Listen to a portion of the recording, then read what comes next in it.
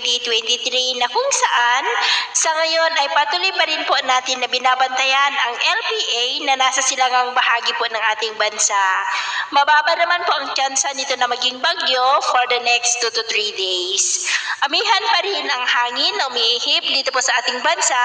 lalo na po dito sa Luzon. At sa ating pong long range forecast ay wala naman pong bagyo na nakikita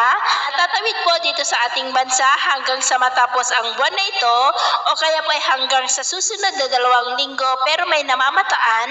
na posibleng pamumuo ng mga sama ng panahon sa susunod na mga araw at ang development ng may ito ang ating babantayan. At sa lagay ng ating panahon, ngayong madaling araw ay generally fair weather po sa malaking bahagi ng ating bansa, maliban lamang sa mga tsansa ng mga isolated rain sa ilang bahagi ng Quezon,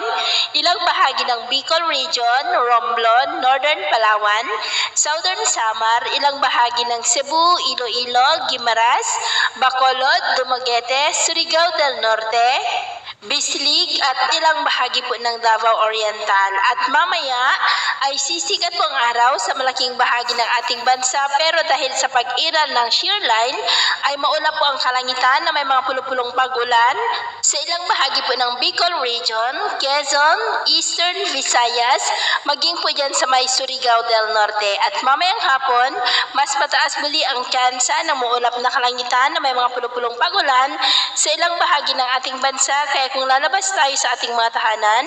ay ugaliin po natin lagi ang magdala ng kahit anong panangga natin sa init ng araw at proteksyon na rin po sa mga biglaang buhos ng ulan. At sa atin naman po mga baybayin, wala naman po tayong nakataas na namang gale warning signals, pero iba yung pag-iingat lamang po kung papalaot tayo para mas makaiwas sa mga sakunang